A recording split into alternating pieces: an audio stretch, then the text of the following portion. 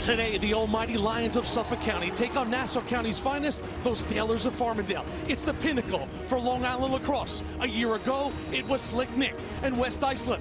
But this is Farmingdale a year later, high scoring, running and gunning their way to yet another Nassau crown.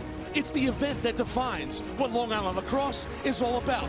Two teams, already champions of their county, look to stand alone. This is the Long Island Championships.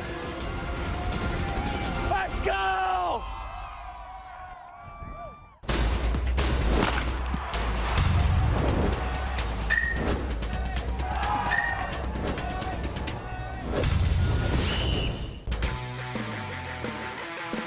Well, if you're a Long Island lacrosse team and your team bus pulls into Stony Brook University on a Saturday in June, you know you are on your way to the New York State Championships if you can survive and advance. This is the Long Island Championships, a battle of our two top 14 teams. It's a rematch of the game a year ago in which West Islip won. They came in on number 1 team, taking on number 14 team, the Dalers of Farmingdale. Well, good to see everybody. Jimmy Cavallo, our entire MSG varsity gang, and welcome to the Long Island Championships. Alongside of the call, he's a Hall of Famer. Pat McCabe won 3 titles at Syracuse University, and of course, he likes to remind me he won one here on Long Island at Elmont High School too, a state title. And Pat, you Long Island guys always know this. To win a state title, first thing you got to do, it can be tough, is escape Long Island. It's very difficult to get through this Long Island matchup. You know, the pool is so talented. There's so many great teams, Jim, and there's so many great teams that are already home. With facing a rematch of a year ago, 2 great teams. Farmingdale came out on the short end, and they're looking to change that today. Let's talk about some of the prime-time players you will see in these two teams today. For Farmingdale, Coach Bob Hartranft has been there 42 years. You know he likes to run up-tempo if he has the personnel. Sal Tuttle and Corey Hendrickson are those guys. They like to get out and run. Well, you can run a lot if you have guys like them. And start with Sal Tuttle. Sal is one of those electric, smooth players. What he does almost looks effortless. You know, he's got just a great way about him, his athleticism. You've seen him do it on the football field. We'll see him do it on the lacrosse field today. He's an emotional leader who, when things get big for the Dalers, they look for number 11, and Sal Tuttle makes big plays in big spots. They call him King Tut because he comes through. His partner, Corey Hendrickson. Well, Corey Hendrickson is one of those guys, not too big, but really explosive, and those feet never stop moving. You're going to see him get into his defender, nice body lean. He's not afraid of contact. He'll initiate it. He'll look to lean in, get those shoulders low, get around, and get to that left hand, and looks to finish the ball. Very explosive Corey Hendrickson, looking to have a big day today. He had a big day in the Nassau Championship against Massapequa. Hendrickson with 4 goals. You see the numbers on the year for the Hofstra-bound dynamic duo, Tuttle and Hendrickson. And now on the other side for West Islip, the Lions, they have their own version of the dynamic duo. Of course, this is Drew Federico and 100-goal Mikey Sagal. Well, there's no shortage of great players in this matchup. And number 15 for West Islip, Mike Sagal, is a guy that I really enjoy watching. He does things on the inside. He's a great off-ball player. It's what he used to do, really, for this West Islip team. But as things have moved along, and now in his senior season, he's a guy who does things inside, outside, with the ball, without the ball. And he's a great dodger and a great finisher. And Mike Sagal's going to have a big one today. You know the name Federico. This one is Drew. Drew Federico's more of the quarterback style on the West Islip offense. He'll initiate the dodge. He can create for himself and get his own shot, or he can move it inside and outside and find someone who's open and move the ball. Really good guy on the offensive end for West Islip. He's a guy who makes it all happen. He should have a big day today as well. Another one of those ultimate West Islip playmakers, Drew Federico, heading off to Fairfield next year. Sagal, what a get for Quinnipiac. He will head off to the Nutmeg State. These two guys can flat out produce. Well, for Long Island lacrosse players, it all comes down to this. The famous final scene for the right to move on to the New York State semifinals. 2 teams enter. Only one will be a Long Island champ. The game is straight ahead right here on MSG Varsity.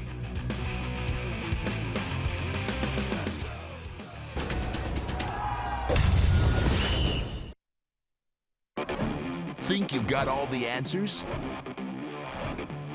Think you've got what it takes? Then think fast and get ready to take the challenge. The best team from Nassau will be decided when Kellenberg Memorial takes on North Shore High School. The Challenge on MSG Varsity, another Optimum exclusive.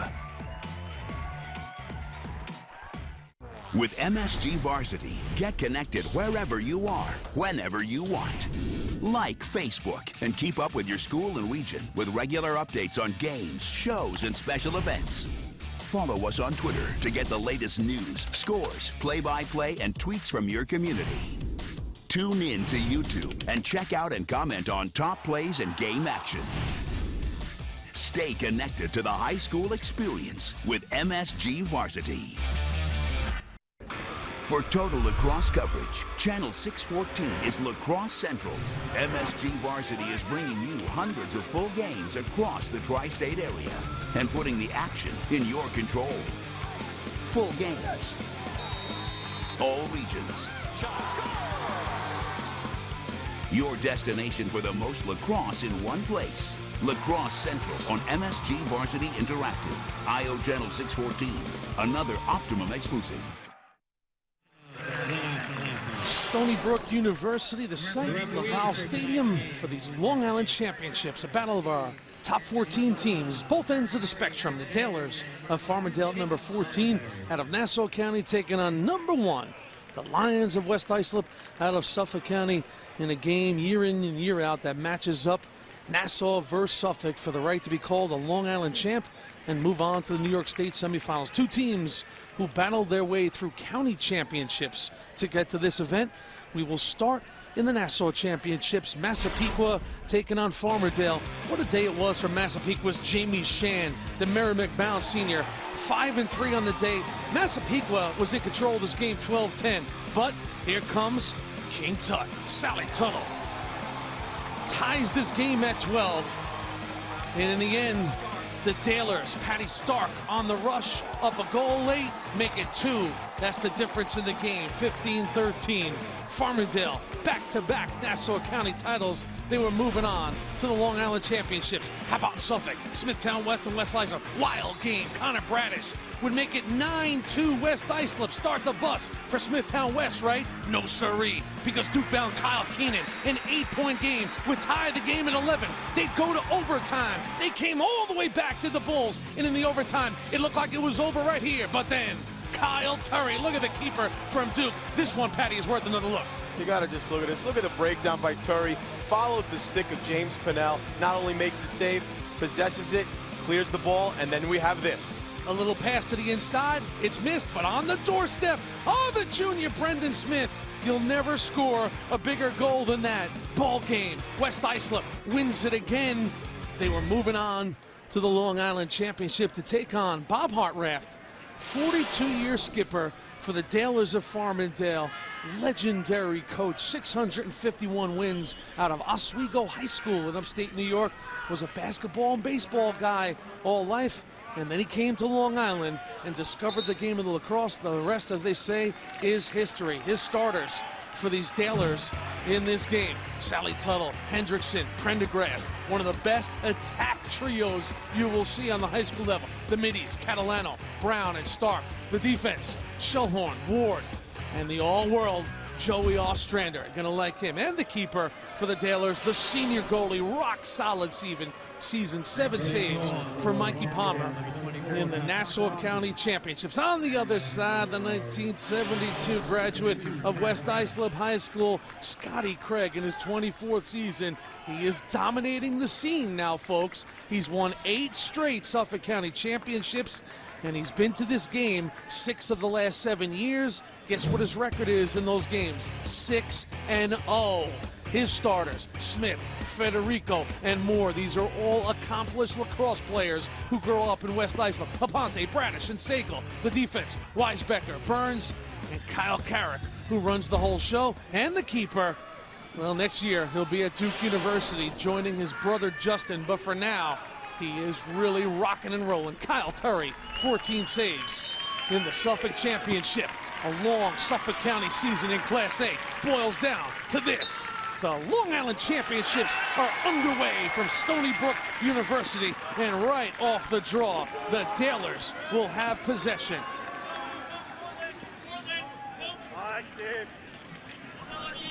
spectacular Saturday afternoon at Stony Brook University. Can't ask for better weather for a championship game. Peratini now and the Dalers. Boy, they would love to jump on West Islip early and give them a little something to think about. Here's Hendrickson now. Got a lot of moves in his arsenal. Turns and fires. That one is wide. Tuttle's backing it up and they'll keep possession. You know, Jimmy, off that first face-off win by Patrick Stark, nice job. You watched the lineup and the alignment on the draw for West Islip. Not that they were conceding the draw, but they believe, from what you can see on the field, that Farmingdale has an advantage at the X in the middle of the field, and they're playing it defensively. So the Taylors go back to work. Pat Stark now. Stark looking to turn top side, pushed off, turns, fires one. Turry sees it all the way. Very tough to beat the senior goalie, the captain. Strong move by Stark here, makes the turn. Good push by the defense, gets it out, and Turry sees it the whole way. Sal Tuttle just hit a pipe, and it came right back out. Prendergast now on the rebound. Prendergast taking a look up front. And they'll settle it on the stick of Peratini. This now is Prendergast. Now, Jim, you have to think about last year. You have to think about that Long Island Championship. You know what's been weighing on Farmingdale's mind since last year. Peratini now, push back off. It's a game they lost 13-1. They didn't score for over 40 minutes in the game. But the nucleus of that team is back now. Those juniors turned to seniors. One of those guys is Hoster-bound Corey Hendrickson, who flips it to his brothers. His buddy, Sally Tuttle. Tuttle now got an opportunity here. And this one sails high and wide. They'll stay with Green. And Jim, I think your point is really where we were going with that. They've had a year to think about that.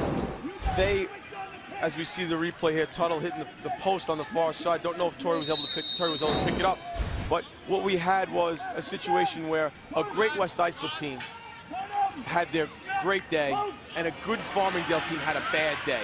And they're looking to kind of make up for that today as they face West Islip again in the rematch. Here's a shot off the stick of Patty Stark, who had time and space, but it sailed off the top of his stick. So good possession here for Farmingdale. They already have 5 shots on the board. In over 2 minutes, they've held this ball.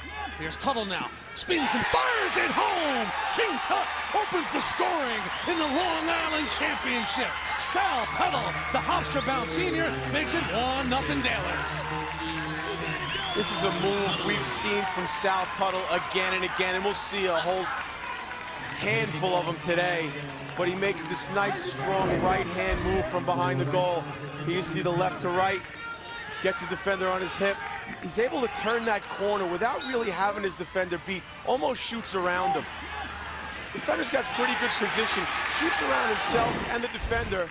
Tough for the goalie to pick up, puts it on the far side and beats Turry for the 1-0 lead. Off the draw, Pat, they had the ball for 2 minutes and 26 seconds, and they come away with a goal. That is good ball management. And now Drew Federico and company. Here's Federico now, a little giddy up in his step. First look for West Islip at this Dalers defense.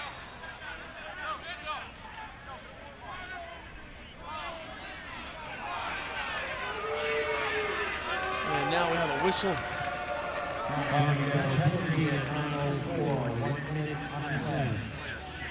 And we're going to have a penalty here. It looks like it's on Corey Hendrickson, so Bob Hartranft is going to be a man down. Or is it Joe Ostrander? Yes, it is. It is Joe. Yeah, I think they got Ostrander with something off the ball. They called him for a slash. He wasn't covering the ball, but the way this West Islip team moves without the ball, very often you'll get stuff inside. Here's shot, never gets to the keeper, and he comes up big. Mike Palmer went down and got it. What a save by Palmer off a blast from Tommy Moore. Good look at the goal by Tommy Moore. Taylor's a little trouble on the clear, and he'll get a timeout. Fortunate that they did. Tommy Moore had a great look at Mike Palmer, and the senior came up big. Good skip pass. Tommy Moore gets a good look at it, but Mike Palmer makes himself big to the ball. Good strong step, not much to shoot at, kind of a low-to-low shot.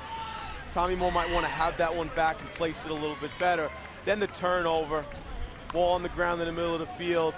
Coach Hartranft wants to make, Coach Hartranft wants to make the most of this possession on the clear as they come up with the ball, and they want to make sure they don't turn it over in their own end of the field. So the Dalers of Farmingdale, imagine this, went over 40 minutes without a goal in this game a year ago against this very same team. To get that early goal, Pat's got to feel good for this group. They were here in 2003 in the Long Island Championship with a legendary team. Bob Hartranft was, of course, their legendary coach. They were taking on Smithtown early on. Farmingdale, this team was unstoppable on Long Island soil. Johnny Engelke, the Townsend-bound senior, got it. 3-0 Farmingdale. Smithtown would try to make it interesting. Tommy Burke would score.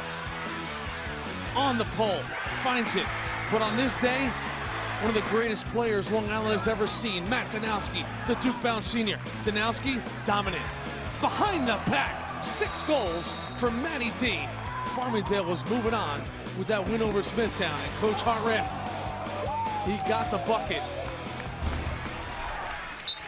That team, so dynamic. Danowski, Johnny Engelke, Danny Brennan, who won 2 titles at Syracuse, Steve Panarelli, Will Presti.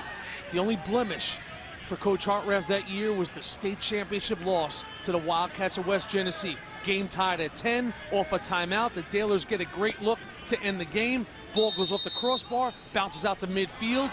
West Genny picks it up and puts it home. They lose 11-10 with one of the most dynamic teams Long Island has ever seen not to win a title. That West Genesee team has been a thorn in the side of so many Long Island teams in the state tournament. Federico fires a shot off the ground ball, no good.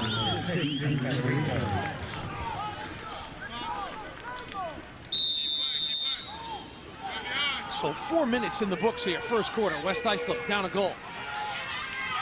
Penalty's over, Jim. We're going to be even strength now. See what West Islip can put together on the offense. Now Nicky Aponte. Up top they go to Connor Bradish, the senior.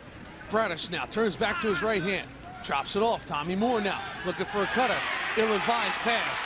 And it's picked off. Well done that time by the defense. Navri Taliwal, the sophomore defender. Huge spot for him, but he made a great play right there.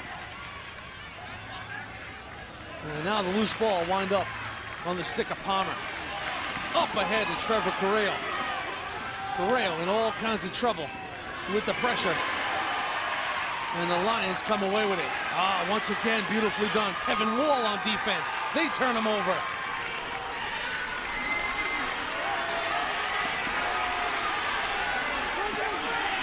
This now is Brian Prendergast. Prendergast, the Dalers are in motion. This is where they're at their best. Hendrickson fires one wide.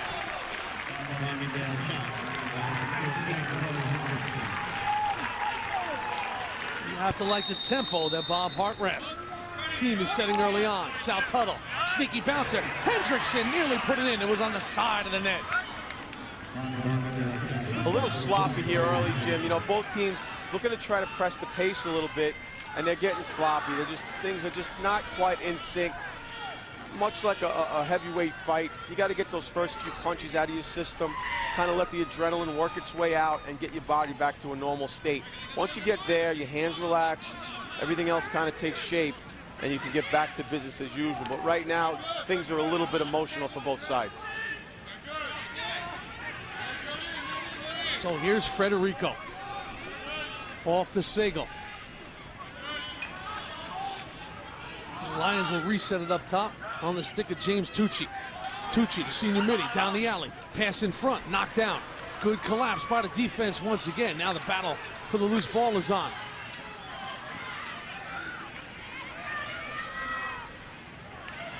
Ground ball warfare, and coming away with it are the Dalers of Farmingdale. Tyler Ward.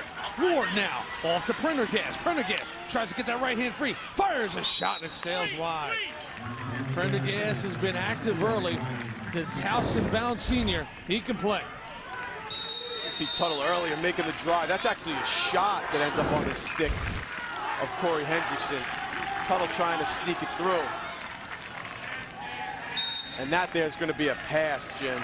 That's going to go back over to West Islip as Torrey's going to pick that ball up on the end line. Farmingdale doing a good job on the ground balls early. 10-4 advantage.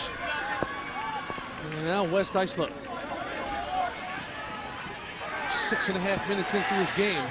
Still looking for their first goal. Now they turn it over at midfield. Chasing it down is Kevin Wall. Kevin Wall now slides a pass inside. Here's Tuttle. 2-on-1 for the Dale. Sally to the goal. Off the pipe again. He's got 2 already in the first quarter to go along with his goal. Hendrickson now tries to turn and fire. Good defense that time by Kyle Carrick. Good defense by Carrick there off the turn by Hendrickson. But then as the ball's gone, you get a little push after the whistle, or after the ball's gone rather, and they're going to give the ball back to Farmingdale. Great push up the field in transition by Tuttle there. 2-on-1, makes the right choice, goes to the goal, and he's unlucky again hitting the post. So the Dalers, they want to run with Sally Tuttle. Push the tempo. Tuttle now looking to turn inside, fires a shot, does not get there.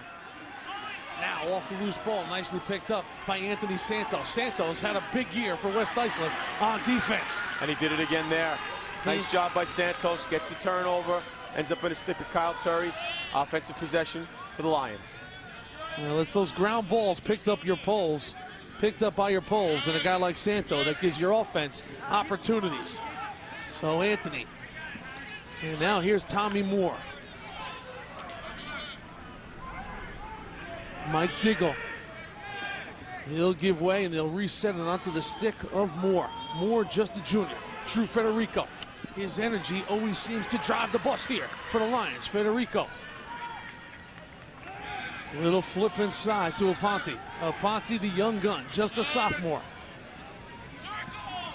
Interesting matchup, Jim, when you talk about the West Islip offense against the Farmingdale defense.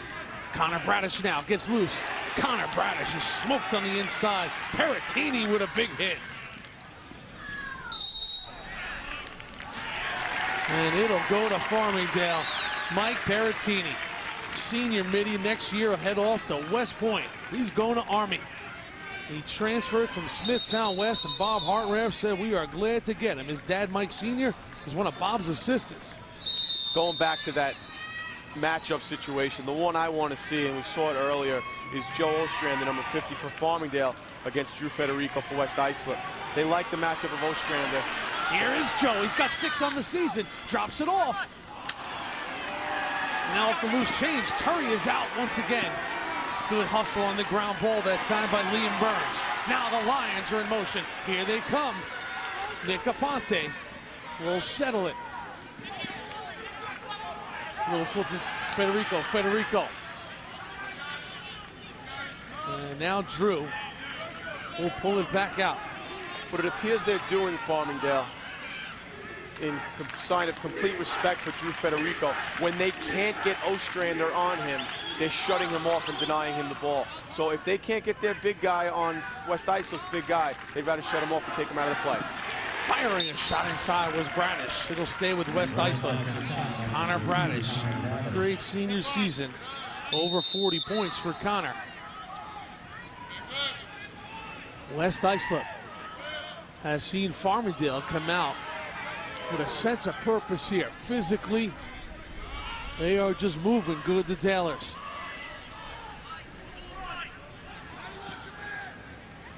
So now Aponte turns back to his left hand. Aponte draws a pass inside. Opportunity and a goal. Mikey Sagal, the Quinnipiac-bound senior, fires it home. But the playmaker was the sophomore Aponte, and we are tied at 1. Jim, I was just going to talk about how the West Islip offense seemed a little out of sync. And on cue, Nick Aponte finds that guy who works so well off the ball, Mike Sagal, doing what he's done for this West Islip team so many times.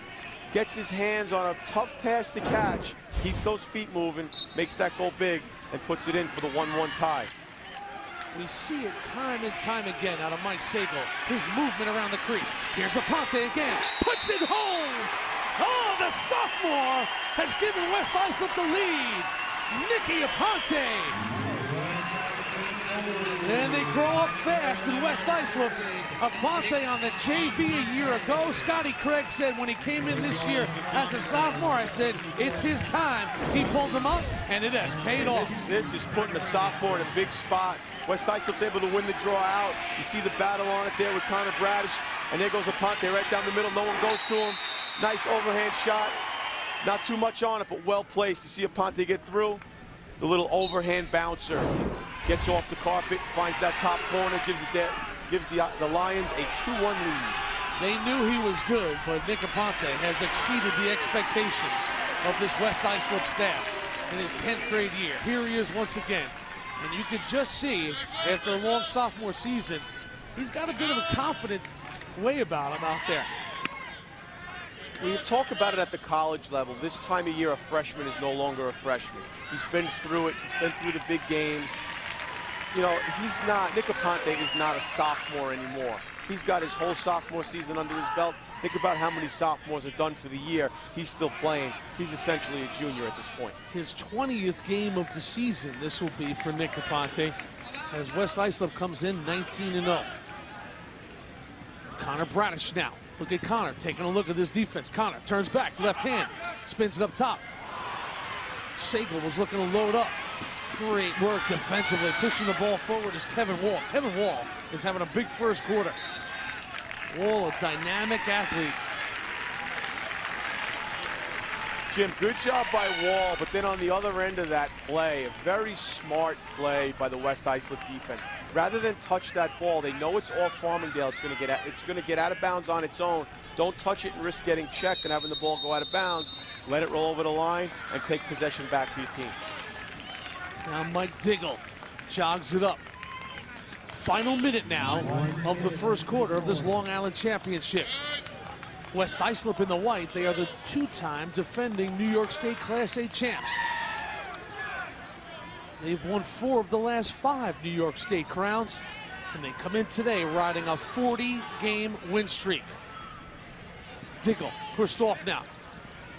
Little pass to the inside. Now Sagal goes to work. Sagal is sneaky strong with the ball on his stick. Not easy to push around. Johnny Reese now. And now Drew Federico, the captain, with a little burst on the seam. Here's Federico. Bounce shot goes wide. Sagal will back it up. And you can see Federico, he can change gears in a hurry. Changes gears, changes directions, works his way in there, but the Dalers do just enough to get his hands tied up so he can't get himself free and pick that spot. That was big for Farmingdale there because Federico had a wonderful look. And they still only trail by a single goal. Final seconds here, West Islip. Federico has it checked off the stick. Joey Dio will knock it down, and Ostrander will pick it up. The Dalers, who lost to Scotty Craig's club by 12 goals in this very same game a year ago, play a rock-solid first 12 minutes for their 42-year skipper, Bob Hartranft. This is the Long Island Championship. The winner moves on as a Long Island champ and plays in the state semifinal. Sally Tuttle opened the scoring, but the Lions would respond from Sagal and Nick Aponte. Second quarter is straight ahead.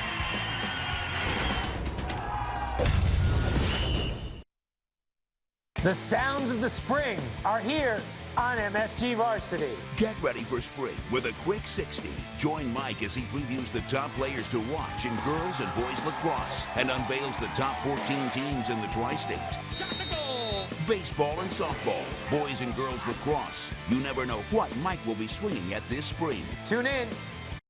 Capacity crowd here has come to see the Lions of West Islip and the Dalers of Farmingdale. I shouldn't say capacity, but a real strong crowd. 2-1 West Islip after 12 minutes. What a matchup here at Stony Brook University. High marks for the Dalers in that first quarter, Pat. You know, listen, West Islip, they can beat you in a hurry. They can do it from all different areas. They're so solid defensively. They can play the transition game. They can play the slow down game. But Farmingdale's no different. You know, we continue to refer back to last year, and you know, that West Islip team was a team for the ages. And all of these Farmingdale kids are back from a year ago. So today will be a different story. Mike Diggle now. Diggle now, goes strong. Diggle shoots one. Picked out of the air beautifully by Joe Ostrander. He is impressive. The Towson-bound senior defender. Here comes Joe now. He's got 11 points on the season. An offensive-minded defender, as good as they come. It shows you the skill set of Joe Ostrander. That ball's hanging in the air as we see a good look on the backside to Tuttle that I believe was deflected by the West Islip defense. And the official has the call, so it'll stay with Farmingdale. Sally T. But the skill set of Ostrander to get a one-handed play with a 6-foot pole on that ball and then carry it up the field, touch it in the box, and get possession for his team. He can do a lot of things, and Towson's going to find a lot of ways to use those skills in their game plan. Now here's Sal, brings it in. Pat Stark. Stark, senior middies, had a big year on both the gridiron for Buddy Krumenacker and now lacrosse. Stark now fires one home. Pat Stark ties this game at 2. From standing still to explosive, Pat Stark. Beautifully done right there. Underrated player in Pat Stark. He is a warrior. Well, Pat Stark doesn't stop working, Jim. You know, he's one of those guys, he'll make plays up and down the field. You know, he's a loose ball guy. But here, he just keeps those feet driving. He's able to get top side on Mike Diggle. Diggle's pushing him out. You see Stark get a little separation where he can get his hands free. He makes that turn, he puts it in. But it looks like Farmingdale's trying to recognize matchups now and isolate them and attack in one-on-one situations. Big hit off the draw. This will be a penalty now against Peratini. Jumping up is Connor Bradish. You see Peratini coming off the wing, and he gets him high. He's got that stick up, gets around the head area, and if there's one area, and we've talked about it all year, Jim, if there's one area that the officials are trying to protect these young players, it's up around the head. It's been a point of emphasis on the high school, the youth, and the college level as well, that we have to protect these young athletes and be careful about head injuries, and the officials will make a call here. The change in the officiating is now officials are at their own discretion on how they want to call this, whether it be 1 minute, 2, or 3 in an unreleasable or a releasable fashion. Wow, it's going to be 3 if you can read the fingers. Unreleasable. Well, it's an egregious, unnecessary roughness call against Mike Peratini, against really a defenseless player, Connor Bradish. Never saw him coming. The name of the game is personal safety. They want everybody to walk off the field at the end of these games, and that was a flagrant foul. And that's one, Jim, if he puts his shoulder into Bradish's chest, it's a different call. It may still be a penalty because he is defenseless, as you mentioned, but when you get the hands up and you get that stick around the head, the officials are going to err on the side of caution, and we're going to see a long extra man here for West Islip. It is a 2-minute penalty, not a 3, a 2. And Farmingdale gets just what they needed. Ostrander gets pushed, and that'll be a call with possession.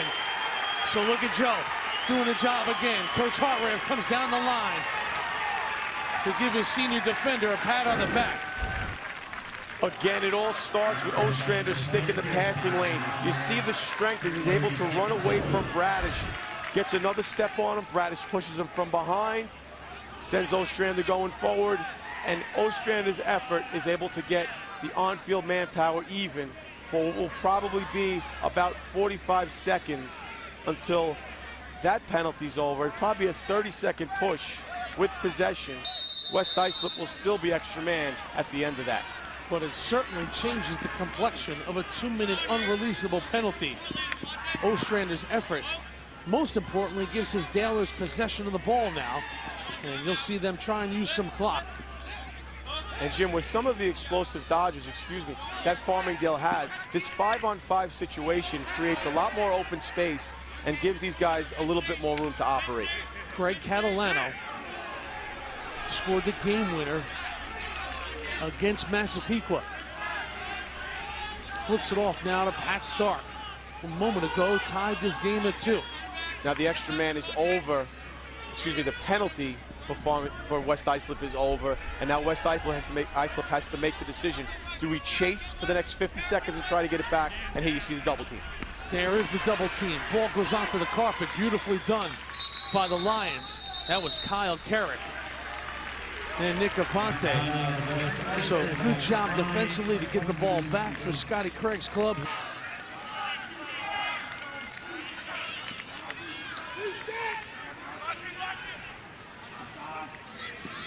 I said that Scott Craig's bunch was 6-0 in their last 6 Long Island championships. Correction on that one, they're 6 of 7. Syosset beat West Islip in 2008.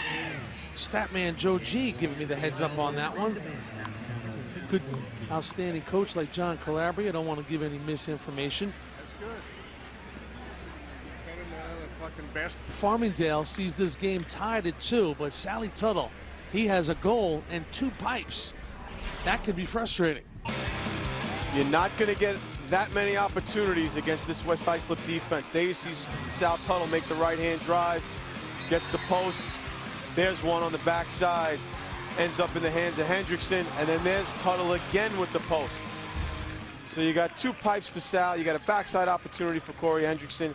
And look, Sal's clearly upset about that. There seems to be some issue with the double team and the turnover from Farmingdale. They wanted to possess that ball. Sal's not happy about it. Coach Hartranft's not happy about it, but they're in this thing together and they're going to fight through it. What a senior season Tuttle has had. 85 points, make it 86 with his goal. And Coach Hartranft loves his swagger, his vision, and his all-around game. So now West Islip. Still with plenty of time left in this man-up situation. Now Sagal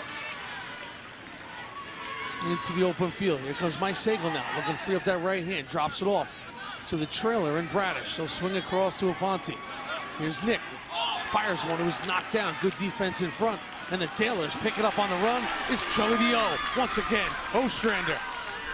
He has been in control here early on. You could really call it the year of the defender in Nassau County. Joe Ostrander, Stephen Jahelka, Brian Fisher, the Garden City duo heading off to Harvard. How about Bobby Duvniak and Manhasset, the junior, who will also go to Harvard. Rob Enright, the Hopkins bound. And off this, they score. Corey Hendrickson on the rebound. And Farmingdale has a 3-2 lead. Well, the play of the defender, Joe Ostrander, once again creating opportunities. And Hendrickson has got one. They seem to like, the Dalers seem to like Pat Stark from behind the goal. He makes a good, strong move.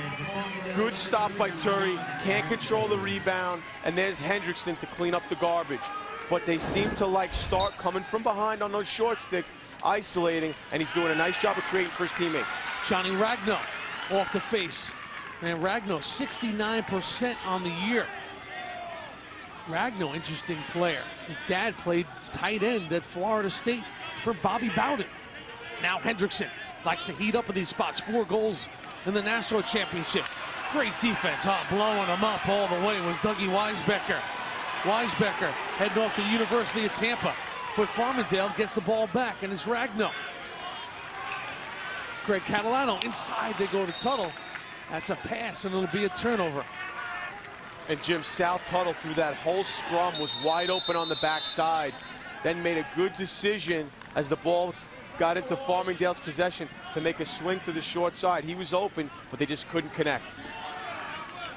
So here come the Lions once again. They now trail by a goal. Second time in this game they have trailed. Sal Tuttle opened up the scoring in the first quarter.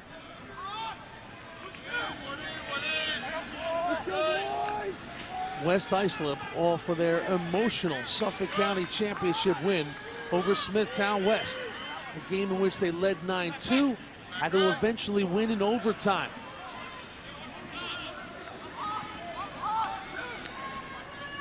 Sagal going to work.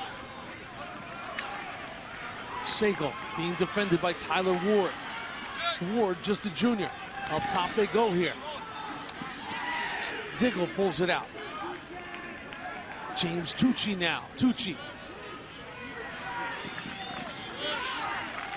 Farmingdale's feet doing the job on this possession, pushing the Lions out wide.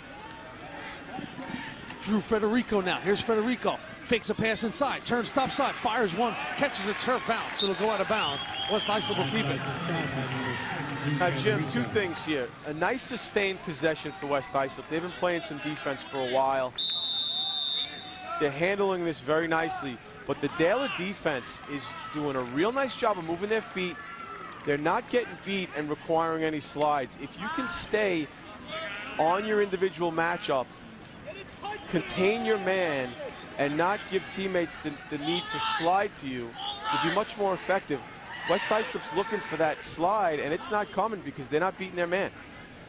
So the Lions, once again, here's a pass inside. Collapse by the defense. Ostrander picks it up. What else is new? Here comes Joe now on the move. Taking a look. The senior now drops it off to Corey Hendrickson. Hendrickson goes strong. Hendrickson now flare it out and take a look. Corey Hendrickson draws a double team now. Still looking. Throws a pass across field. Left-handed shot. More good defense that time. This one from Kyle Carrick. He's been impressive himself. And now Timmy Brown, the senior midi. 16 goals on the season for Timmy Brown. What a story he has. Sal Tuttle.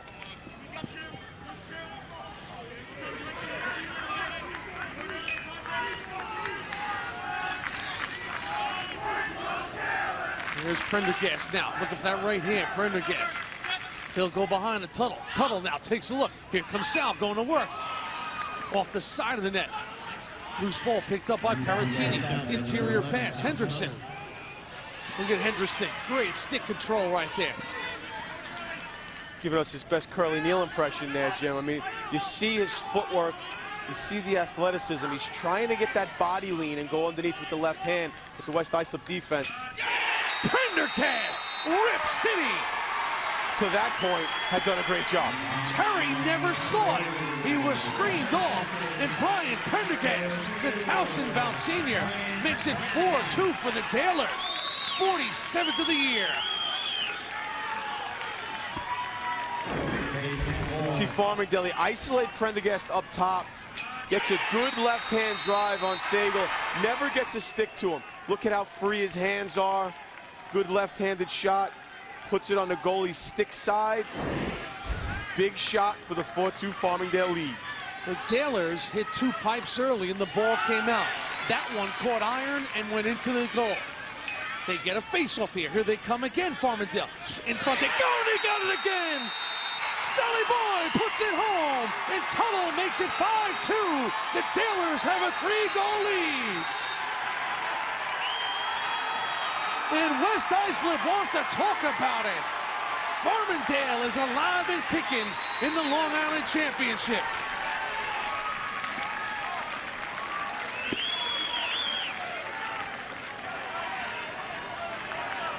I'll tell you, Jim, Sal Tuttle gets the goal to make it 5-2, but Patrick Stark is having one heck of a first half. Doing a nice job on the face-offs. Here, you see the head up in the entire time. Sal Tuttle again knows how to step to that little opening. A quick catch and finish. Look at the quick hands here by Tuttle. Catch, no chance for Kyle Turry. Ball's in the back of the net. Nice job by Stark. Good finish for Tuttle. 5-2 Farmingdale. Sal's dad looking on, loving what he sees. The Tuttle family, so enthusiastic, great people. They enjoy watching Sal compete on the fields for Farmingdale High School, and he's going to stay home and go to Hofstra. The High School Sports Desk brings you an hour of the latest in high school sports. Join Jared Greenberg, who appears to be interviewing Carl right now, and Sean Ryan live for a full hour of all the sports and stories in the tri-state area. For the most up-to-date coverage of high school sports, tune in to the High School Sports Desk, weeknights at 6 p.m., only on MSG Varsity.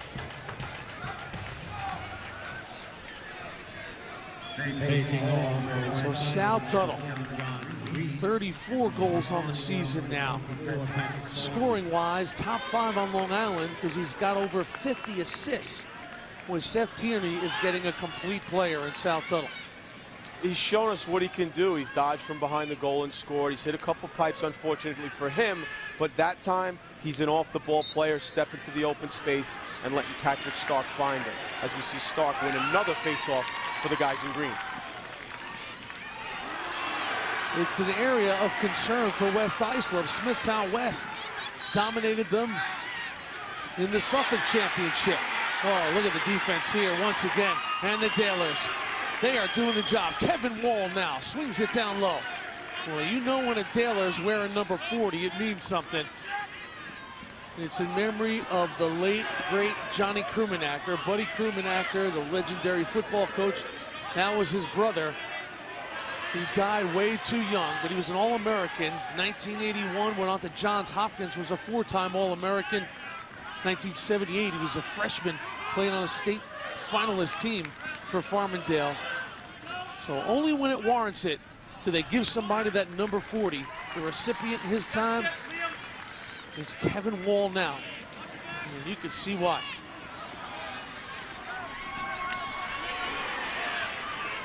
The Taylors on the ride now, making things difficult on West Islip, who trail by 3 goals. They have won 40 straight games, West Islip. And you see now that little extra spring in Farmingdale's step. As they gain a little separation here, the confidence grows. They believe more in what they're doing, and they just feel a lot better about where they stand out there. And you'll see a little bit more aggression. You'll see a little bit more swagger. And if they can keep this going, they go into the second half in good shape. Here's a shot, side of the net. Shot by number 15, Michael Sabel. There'll be no panic in the Lions of West Islip. All kinds of time to go in this game. A lot of firepower. Federico draws a double team. Pushes it across field. Here comes Aponte now. He draws another double. Look at the hustle and muscle of the Dalers on defense. Manny DiCarlo, the sophomore, doing a great job right there, did Matt. Once again, Hendrickson and company. And a flag comes out. This one's going to go against the Dalers. 32nd man up coming for West Islip. I'll tell you, Jim, this is just a case of Nick Aponte playing every second out on that field like it's his last. He goes after that ball. Mike Mitchell gets him from behind. Whether you call it a push or a cross check, we're going to have a 32nd. It looks like it's going to be a push with possession. But Nick Aponte, turnover, go get it, fight like every minute's your last, and make something happen. So the Lions now looking to cut into this 3-goal deficit. Man up, they are 0 for 3. Aponte back up top. Bradish to the trailer. They move the ball to Federico. Federico now picks it up. Final seconds of the man up. Here's Bradish now. All even. Federico puts it home. True Federico. From the short side, gets it in between the keeper. And they have cut the deficit to 2. The Fairfield-bound captain gives them just what they needed. His 30th of the year. And Jim, this is just a case of really good ball movement. You see Bradish in the middle of the field. He gets it to Federico on the wing. The important thing, watch Federico never stops moving those feet. He catches the ball in shooting position, gets it off quickly before the goaltender can get to the ball, and gets West Islip back to within 2. Pat Stark wins another face-off.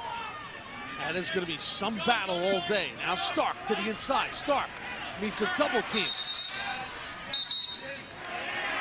And it's going to be a crease violation.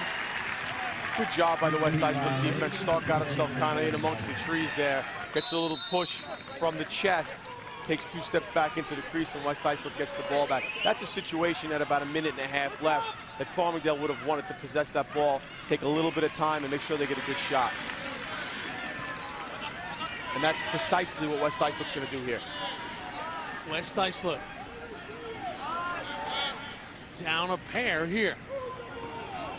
They've been through this, Jim. They've been through this 2-minute drill so many times. They're prepared for just this type of situation. Connor Bradish now turns back to his right hand. Bradish now swings it to the left. Here's Sagal now, goes strong, inside, bang! Mikey Sagal makes it a 1-goal game. He is one of the best guys on top of the crease you will see.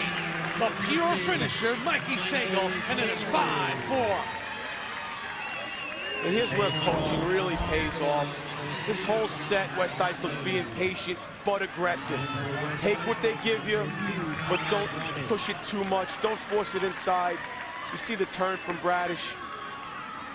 Finds Sagal, who's moving into the ball as it arrives. Tough for the defense to stay with.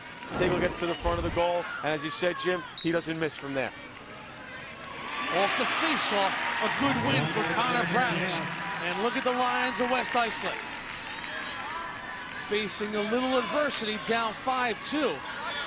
And they've cut it to 1, and now they have the ball for the final 45 here of the first quarter. There's Sagal now going strong. Sagal now takes a look, turns back to his right hand. You can tell he's chomping at the bit. As we hit the 30-second mark. The sophomore Aponte now to his right hand. Aponte fakes a flip inside. Here comes the trailer. Big blast and a goal. Connor Bradish ties it at 5 as he loads up and puts it home.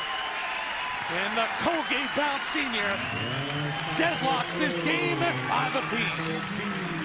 Oh, the Lions can strike quickly, and they have. And this is a deadly group for this West Islip team offensively. You see the patience and the ball movement.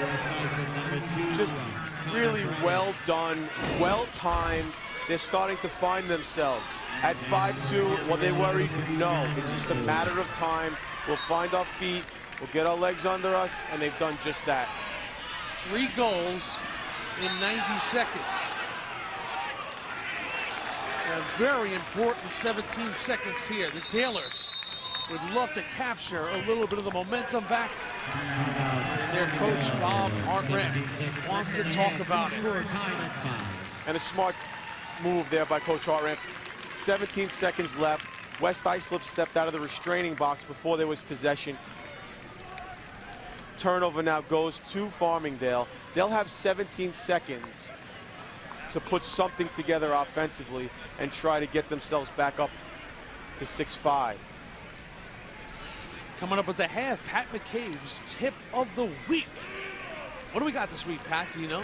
I'm not quite sure. I haven't heard exactly what it is, Jim. It's always a surprise. You can't give us a tip on the tip? No tip from me on the tip. But I will give you a tip on what's going to happen here. The suspense. You're going to see Farmingdale. I know the suspense is killing you for the halftime tip. It's not me. It's the folks watching around the tri-state area. If you're Farmingdale, you've been effective with the isolation with Patrick Stark. If you're West Islip, you know that. Farmingdale going to look to get the ball in the hands of somebody with that type of matchup. But now West Islip's going to be coming a little quicker. Going to be looking to slide to the ball a little faster than they normally would have. And now you're going to look to see something from Farmingdale, a 2 or 3 pass finish to the back of the goal. So Sal Tuttle and his mates, Scott Craig, has grabbed hold of the momentum here in the latter stages of this second quarter. They just want to get to the locker room now, tied at 5 apiece.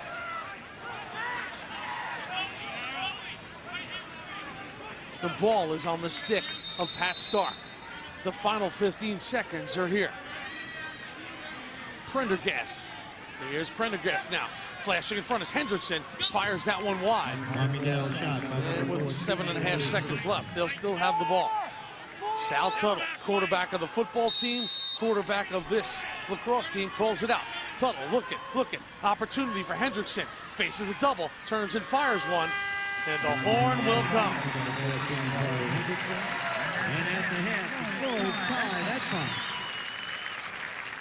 Well, it's the heavyweight division for Long Island lacrosse, the big schools, the A schools. Strong showing for the Dalers of Farmingdale as they jump out to a lead on the 2-time defending champs West Islip. But the Lions come roaring back and their 24-year skipper, Scott Craig, joins us. And, Coach, you know coming in, the Dalers are a worthy opponent, but you have to appreciate the effort of your club right there. Down 5-2, you score fast, and you tied this thing up. Yeah, you know, we know we have a good offensive club. I think we're a little flat-footed right now defensively. You know, I think we're still a little bit on the, you know, rebound from the other night. You know, we've got to get our emotional energy back up, and I think we seem to do that the last 5 minutes of the first half. Hopefully we'll be able to carry that into the second half. Coach Pat McCabe here. Speaking of the second half, you've seen what the Dalers are going to bring for the first 24 minutes. What adjustments do you have to make to be successful in the second half? I think we're going to come out and we're probably going to deny one of their big guns and try to take him out of the game a little bit, as they're doing to Federico right now. You know, to try to disrupt their chemistry. They've got 3 kids that really flash the ball around a lot, and we want to try to disrupt that triangular flow. Coach, thanks for stopping by. All right, have a good night, guys. All right, we are having a good night. Where else do you want to be but the Long Island Championship when the Dalers and King Tut are taking on the Lions of West Islip? Farmingdale jumped out to a big lead. Sagal and the Lions have come back. The tip of the week with McCabe is straight ahead right here on Varsity.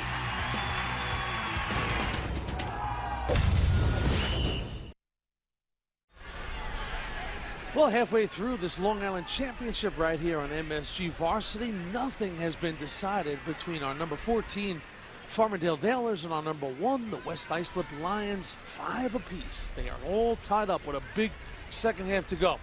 It's always a treat for me to be sitting next to and working alongside a Hall of Famer, and Pat McCabe won a state championship at Elmont High School on Long Island, then went on to win 3 national championships with the Orange of Syracuse. How about a little tip from the Hall of Famer Pat McCabe? He was a defender, but on this tip, he's talking a little offense. Put some time in on a drill like this, you'll become a stronger ground ball player, and you'll see your game improve. Fires one home! He can rip one with the best of them. For today's tip, we'd like to talk about developing stronger shooting strength and becoming a much stronger, faster shooter as an offensive player. He got himself in good shooting shape, giving a good target, driving his body, getting himself to the goal. A couple of things to point out. You see Sal, he's got his hands back as he shoots. What he does that most shooters make the mistake in, he drives the top hand to the goal. He doesn't pull the bottom hand to the goal. So if he accentuates this, you'll see the top hand drive to the goal, follow through and drive to the target. You'll see Sal's front shoulder is driving to the goal, and his left foot steps to the goal as he shoots. Many shooters, if Sal, you could demonstrate a guy opening his hips up and stepping left as opposed to stepping to the goal, you'll see how it weakens the shot. No longer is he strong. You want to drive to your target, drive that top hand, and move it. You'll see Sal, he's trying to shoot the ball as hard as he can. He's not concerned about accuracy right now. All he wants to do is make sure he gets those hands back, drives that body, and pushes the ball through as strong as he can. You can develop the accuracy later, but you have to be strong. You have to shoot the ball fast. Don't worry about missing the goal. We'll dial it in later, but become a stronger shooter by working on it this way. You gotta love it. Tuttle and McCabe make a good team, and we saw it here with Bradish. Yeah, perfect example. Connor Bradish on cue. You see him get the ball. He's ready to shoot. He steps into it. You see him drive that front foot. You see him drive that front shoulder, and now he drives that top hand, overhand, high and hard, bounce it between the goaltender's legs. Good results from good habits.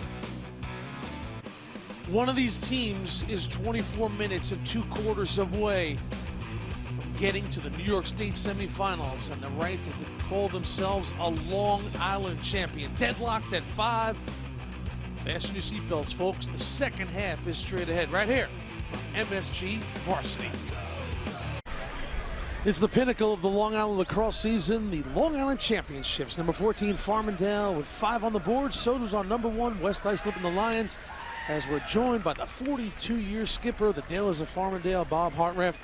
And, Coach, you take on West Islip. You know they're the 2-time defending champs. You know, you can come in and shadow box with them, but you got to appreciate your Dalers. You guys came in trading punches, and you're deadlocked at 5 apiece. Oh, yeah, Jimmy, you're right. You know, we want this pace. We got to keep playing this way. We told them to half. They don't want to play this way. And as good as they are, they're playing 3 middies, 4 middies most of the time. You know, we got to keep this pace up and take our chances, you know. Coach Pat McCabe here. It looks to me like in the first half, you're looking to figure out any way you can to isolate Patrick Stark on a short stick. It's been pretty effective for you. Is that your strategy? Yeah, but he's pretty tired right now, Patty. He's hurting. He got banged up, and I don't know how many times we can go to the well with him, but you're right.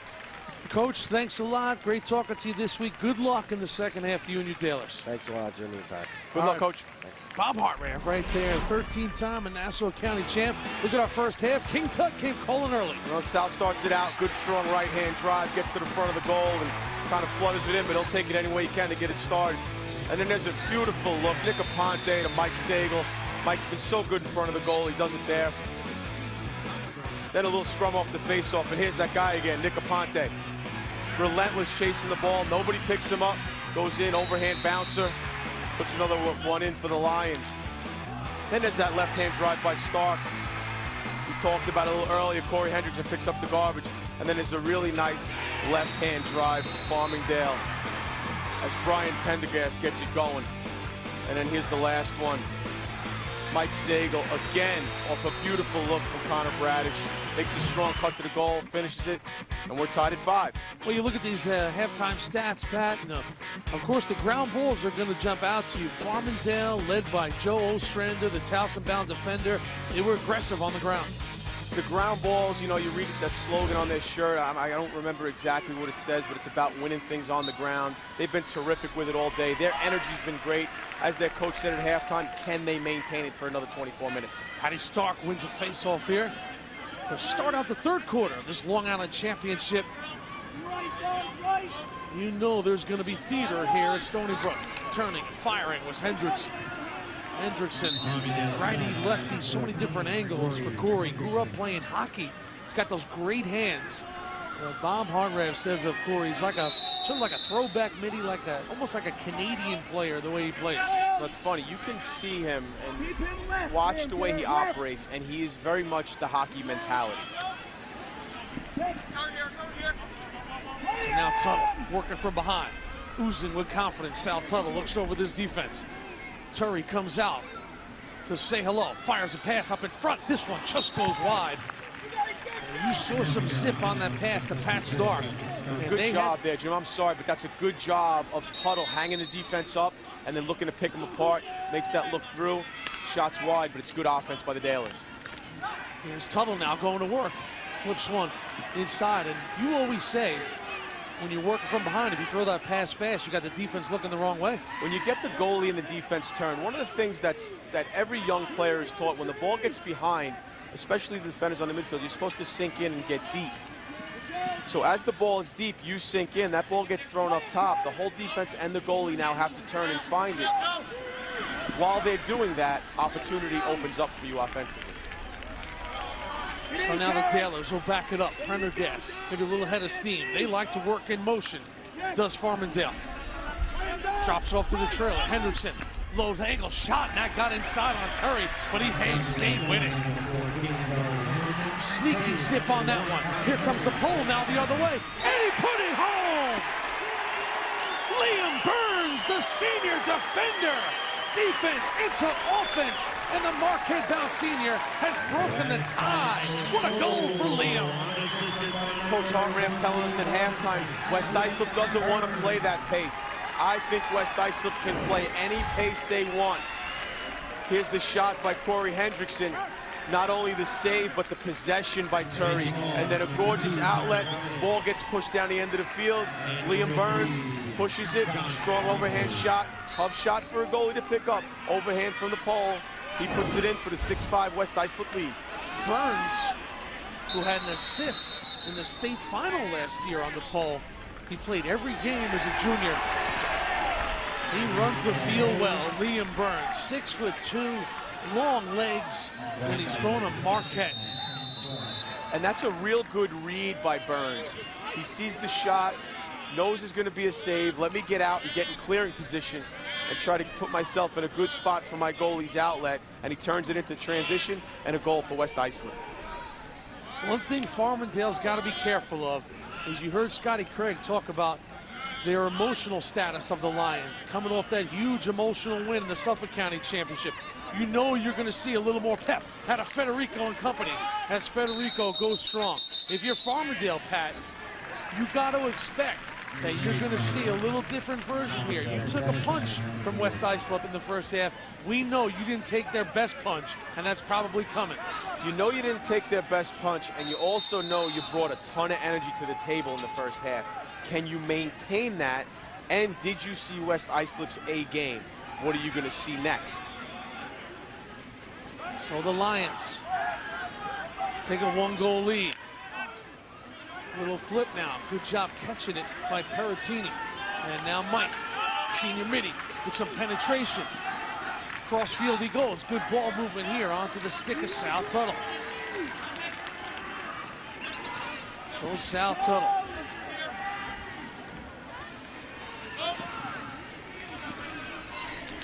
Swings it up to the trailer, Timmy Brown. Brown, you see the knee brace on his left knee. He has battled injuries his entire career. 2-time ACL, but he's back as a senior and doing his thing with 16 goals. Here's Brown now, taking a look over this defense. He may not have the burst he once had, but still a savvy, strong player, Timmy Brown, who deserves a lot of credit for battling through and to be out there playing with his buddies. One of them is Prendergast. Here's Brian now. To behind he goes. Tuttle. Swift pass up front. Loading up and firing a shot that time was Peratini. If there's something you have to take from that last transition goal for West Islip, Jim, it's that Farmingdale needs to shoot smart. If you don't shoot smart and you take shots that are easy for Turry to pick up, particularly ones that he can catch and possess, they're going to turn it around the other way on you. And you don't want to get West Islip running, because even though they're not known for it primarily, they can do it as well as anybody. Here's Hendrickson now. Little two-man game with Peratini. They'll swing it behind. Get it onto the stick of Tuttle. Pass in front. Goal! What a look to Catalano! And the Loyola-bound senior ties the game at 6. The quarterback to Catalano, his 25th of the year. Interesting dynamic here, Jim. Ball goes out of bounds. What West Islip will do is from time to time is they'll get into a zone. They're in a zone here, which means there's no pressure on the feeder. Tuttle's hands are wide open. His hands are completely free. He makes that good look inside to Catalano. Catalano, excuse me, finds the soft spot, finishes the ball on the offside. So Catalano, who had a huge goal in the county championship, off the faceoff. Dailers come once again. He broke the tie at 13-all. Got the game winner with 2 minutes left. What a goal for Greg. Outstanding crease attackman at midi tonight. Prendergast now. Taylor's enjoying possession. Prendergast. Here's that shot right at Turry you're talking about, Pat. He gobbles it up, and now with an outlet. Here come the Lions now on the move. Mike Diggle, senior midi. He'll play here at Stony Brook. Does he like the turf? Shoots one inside. That's knocked down. On the run now. Off the ground ball. Joey the Ostrander. Pass inside to Tuttle. But here's Sal now. Change of direction. Belly's out. Cross cage he goes. Oh, great dodge on the inside and a goal! Hendrickson! Beautiful face dodge by Corey Hendrickson, and the Hofstra-bound senior gives the Tailors a 1-goal lead. And Jim, the ball movement starting with Ostrander on the loose ball up the field. The ball just gets banged around here so smoothly. You see Tuttle make that move. You'll see Hendrickson drop to the bottom side. And here's the body lean we talked about. There's that left hand, that pull across his body where he gets underneath. You'll see it perfectly here. Gets it underneath. Defender's thinking about shot, kind of ducks his head. Hendrickson keeps moving those feet and finishes to get Farmingdale the lead back. Great patience by Hendrickson after the big dodge, not to pull the trigger too quickly. Created a lot more space, shooting space. Now a 1-goal lead for Farmingdale. And they are not going anywhere against a team that's won 40 straight games. the senior-laden bunch from Farmingdale. Really a good sign for the Dalers. They give up the 3-goal lead. Connor Bradish now fires one. No problem for the keeper, Mikey Palmer. They give up that 3-goal lead, Jim. Then they give up that first goal in the second half, which could be back-breaking. But they weather the storm, and they get 2 strong goals and get themselves back to that lead. Ostrander coming in tight. Fires one that's knocked down. Now Tuttle. Joe Ostrander. How many times today have you seen number 50? Loose ball push on West Islip. This will go to Farmingdale. Good ride there by Sal Tuttle. You see Corey Hendrickson gets body position there, gets himself inside on Kyle Carrick. Kyle, big, strong guy. Wouldn't quite call it a push. Just talk about a bigger guy and a smaller guy. Tough call to go against Carrick right there, but you got to play on. So Peratini backs it off right at Santo. Peratini, little pass inside. Tuttle turns and fires. That one goes wide.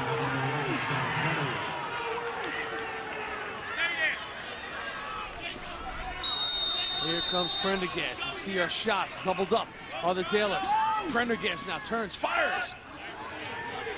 This one will get through and nobody home there to back it up, so the Lions will get possession. Jim, that's a costly turnover. That's twice in a row that the Dalers come around the front of the goal and don't really get backer support. First time they get lucky and that someone hustles back. I'm not quite sure who it was. That time, nobody gets behind the goal. Shot goes wide, turnover to West Islip, and that's important. So here's West Islip now, trailing by a goal. Back and forth these two teams have gone. Drew Federico, the captain, Federico. Ostrander doing what he does best, dominating defensively. The Towson-bound defender. If he's not an All-American this year, there should be an investigation. Special, special player for Bob Hartranft and the Dalers of Farmingdale. And the beauty of his game, really, as we see the Dalers turn it over again, and these things are going to continue to haunt them. But you see Ostrander on the ball here. That's a beautiful job of getting your stick inside the hands of the offensive player. And we've seen Joe Ostrander do it on the ball, off the ball, in the clearing game, shooting, loose ball situations, you name it, he's done it today. Well, Coach Nadler in his first season at Towson is getting a big-time player from Long Island to be the future of that defense at Towson. And Joe Ostrander, they put him on Revis Island. You know, Darrell Revis, New York Jets, no double teams with Revis on the coverage. It's the same thing with Joe O. He's not going to have any slides come his way for help. It's Joe and anybody he's taken on. And what you'll see from Joe Ostrander over the next few years is he'll only get better because he's going to play for a coach who's a terrific defender in his own right. Connor Bradish wheeling and dealing. Does a good job there to get a shot off. He will stay with West Islip.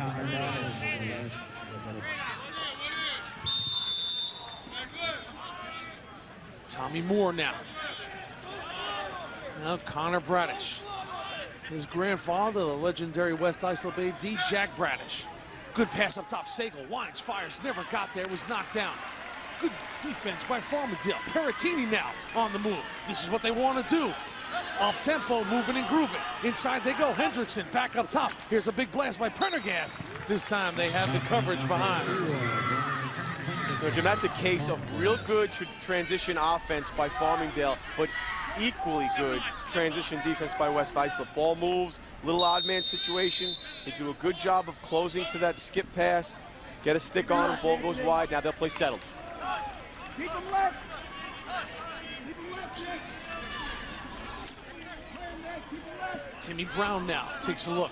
Here's Brown now. Only started playing lacrosse in the 8th grade. Brown now, strong to the cage. Brown has the defense collapse right on top of him. And coming away with it is Anthony Santo. The junior captain has been solid today, has Anthony Santo. Now a little transition. Sagal on the move. Spins off. Right hand. Here we go. Sagal just steers it wide. Off the rebound. Drew Federico. Federico. Up top to Nick Aponte. Gorgeous move by Sagal, Jim. Just wasn't able to finish it, but the footwork, the ability to get away from pressure, he shows us something every time the ball's in his stick. Swimming over the top is Aponte. In the move now. Drops it off Sagal now. Hesitation. Wide. Fires. Bullseye. Mikey Sagal. His third of the game. The hat trick for the Quinnipiac-bound senior. And we are tied at 7 in the LIC. And Jim, watch this play. Watch the pause by Sagal when he catches this ball. Watch him lull the defender to sleep. A little shake, and then there it is, that hitch dodge. Gets him going over the top, opens the goal up big for him. We'll see it perfect here. Watch Sagal, pause, hitch dodge, runs through the defender, high to high. No doubt Mike Sagal's having a great day. Off the face-off now. And a whistle will give the ball to the Lions of West Islip. This game destined to be close.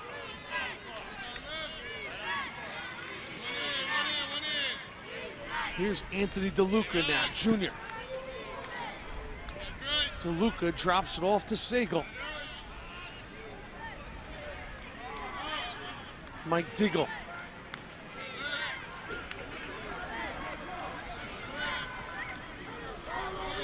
Diggle will back it out.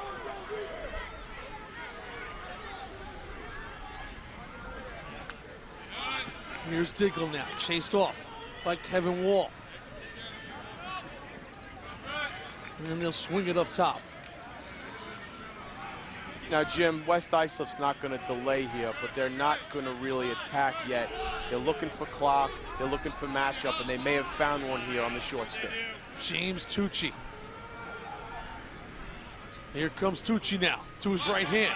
Tucci takes a look, pass inside, big blast, save on the interior. Oh, Palmer, one of his better saves in the game, and it's a biggie. The senior went down and got it. And at 7-7, Jim, with less than a minute left, that's a tremendous save for Farmingdale. Gives them possession and an opportunity here. The trailer, Stark. Here comes Pat now, wheeling and dealing. He is strong. D-back in football, taken down, no call. West Islip has the ball. They'll play it back to Terry. Now Liam Burns, plenty of time left here for West Islip. Final 25 seconds. Anthony DeLuca. Here comes Anthony now, chased off by Travis Shellhorn. Down to 10 seconds as we approach. Here come the final 10. Sagal, eye on the clock. Sagal draws the defense, fires a pass. The pass goes wide.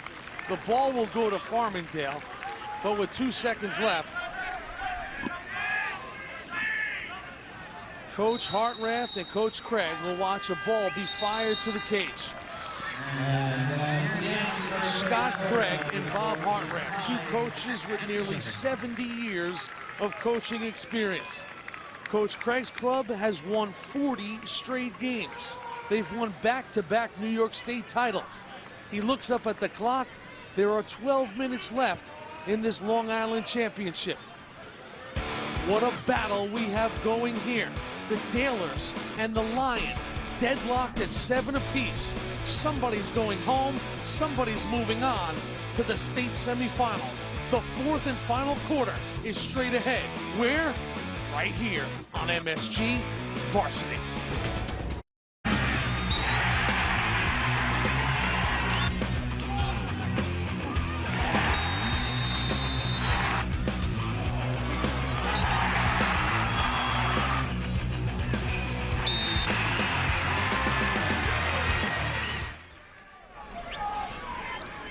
The Dalers of Farmingdale take on the defending champs West Islip. A year ago they played in this game.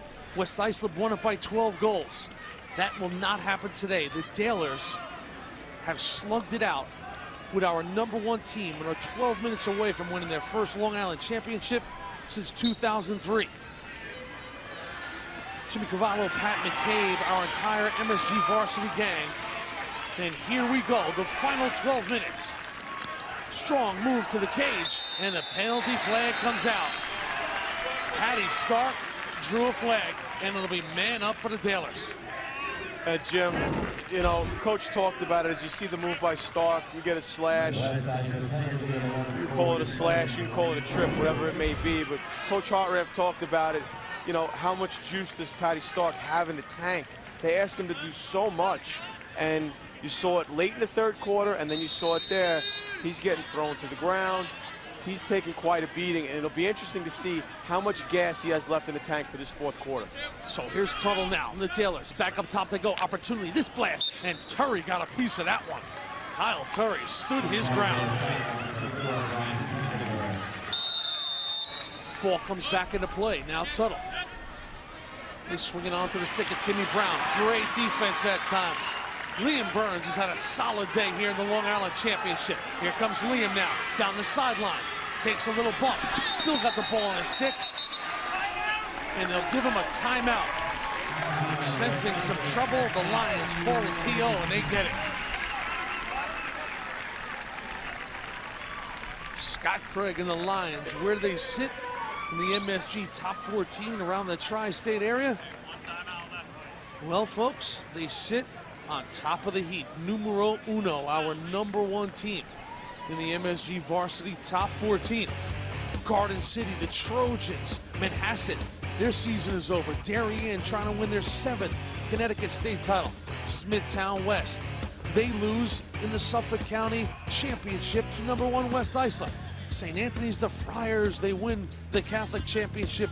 They repeat their title. Summit still going, 67 straight wins. They win a 5 overtime. Folks, I said it, 5 overtime state final against their crosstown rival Chatham. Ward Melville season is over. Chaminade season is over. This poll will be a change in Del Barton going for a parochial championship. Shoreham-Wading River. Massapequa season ended in the Nassau Championship. Bridgewater, Raritan, and then you see your Dalers at number 14, trying to win their first title since 2003. There they are, the quick trio, Brian, Katie, and Mike. And of course, Tuesday night, get all you need to know about high school sports in a quick 60.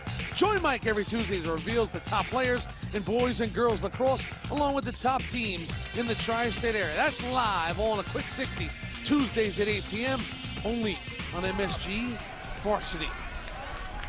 Making their way out from Norwalk, Connecticut. Premier high school event.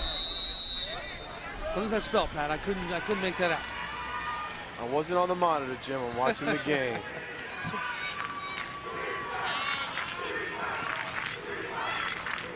Now Connor Bradish.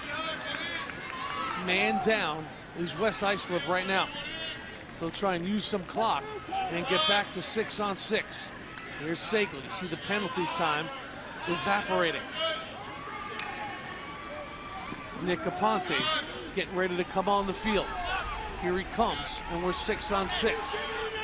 So now Nick.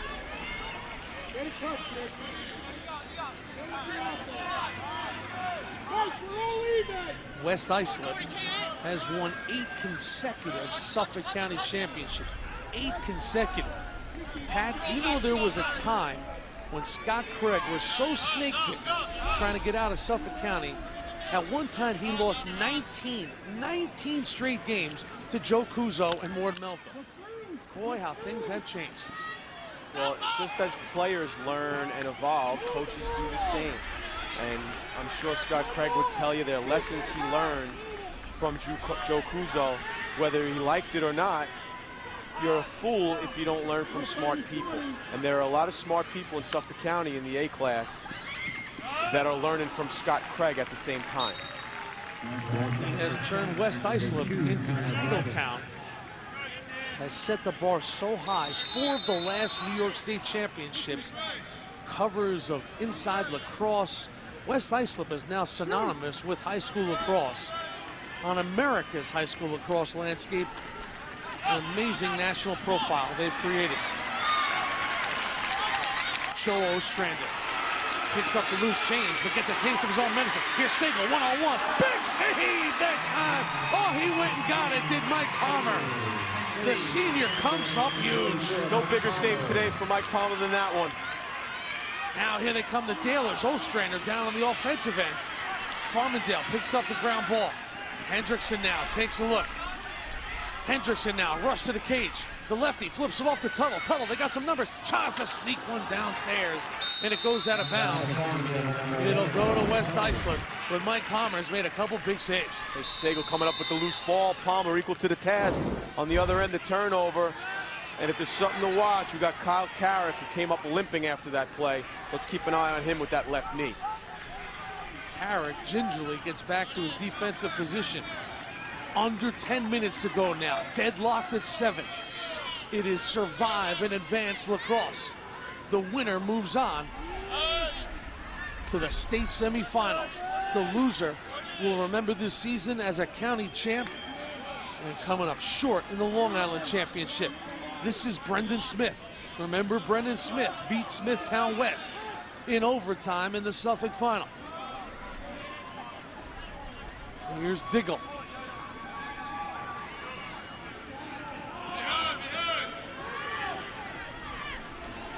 Going to work now. Tommy Moore. Tommy Moore backing in. Tommy Moore posting up. Tommy Moore still going. Draws the double now, and his pass goes awry. Oh, great job by Hendrickson. Picks it up on the fly. Look at the motion now. Prendergast. This is Farmingdale lacrosse at its best. Hendrickson to Prendergast, and the Dalers have a lead. Ah, they love to run in Farmingdale. The Farmingdale defense gets this whole thing started, but the loose ball by Hendrickson in the middle of the field with a defender on his back that enables him to get the ball to Prendergast is what makes this play happen. Obviously a great shot, but Hendrickson makes it happen with the tough loose ball at midfield. Hendrickson's got unbelievable hands. You saw it on display there. Pat Stark wins another faceoff, and Farmingdale continues to get possessions at critical times. Now the Dalers with a 1-goal lead in the ball.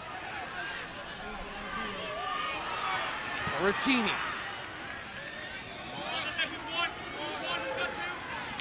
Now Sal Tuttle. Here's Tuttle. Draws that double and flips it back up top to Prendergast. A deep, deep Farmingdale club. Prendergast now coming down the alley. Prendergast, opportunity, inside, and Turry got a good look at it. Off stick side for the southpaw, but he snapped the wrist and got it.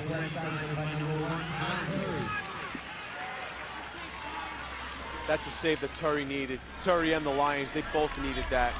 That's a big stop. You can't let the Farmingdale run continue, and you can't let the lead grow to more than 1 at this point in the game.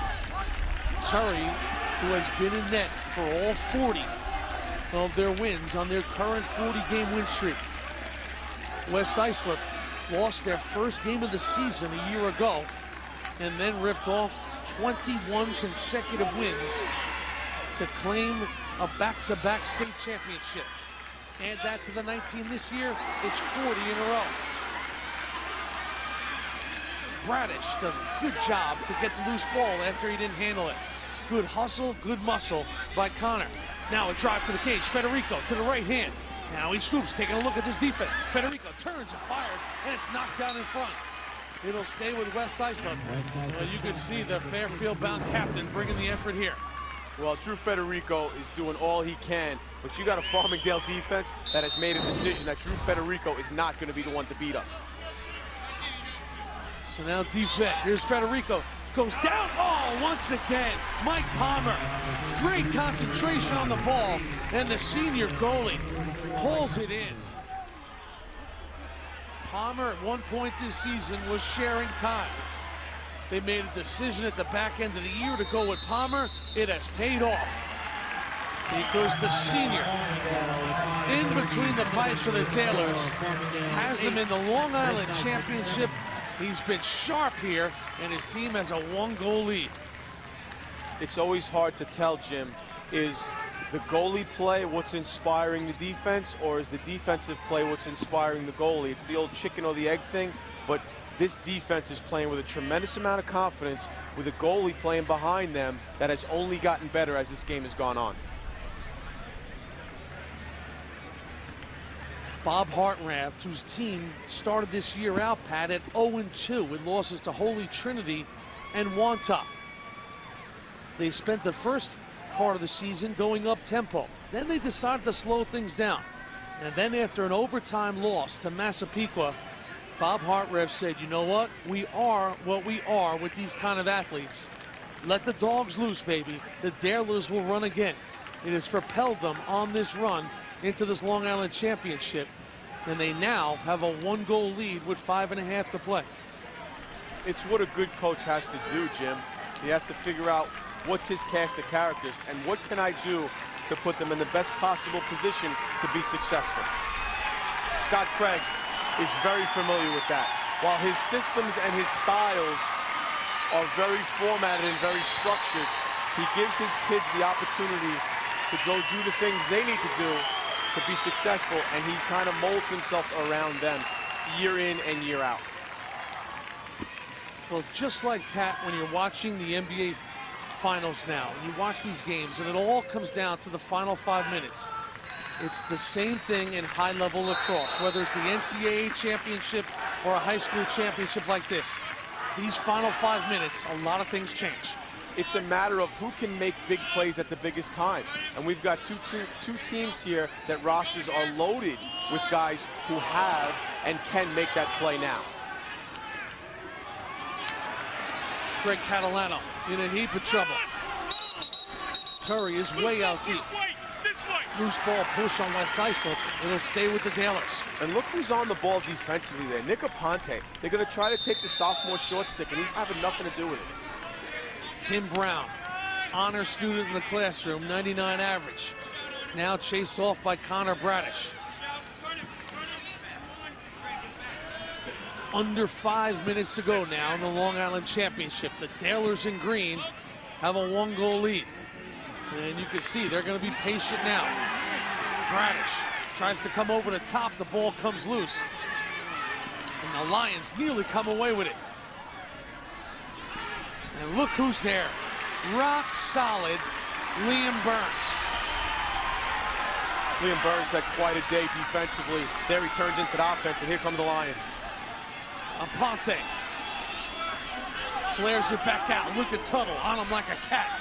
Sal Tuttle looks up. The senior season for him in football ended in disappointment. He is trying to empty the tank here in the Long Island Lacrosse Championship. Navreet Dhaliwal now on defense against Diglett. We approach the 4-minute mark, and the drama begins to build at Stony Brook. Jim, in most situations here, if you've got Sal Tuttle on the defensive side of the field, you'd want to isolate that matchup. But with what Nick Aponte had to do on the defensive end, he doesn't quite have the energy he'd like to, so he's not going to take it right now. Sager trying to use that strong chunk is. Crossfield pass. Here's Federico right here. Bang!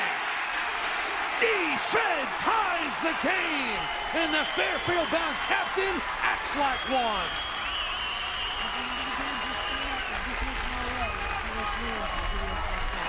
Well, we talked about big-time players making big plays. And here it comes, Drew Federico.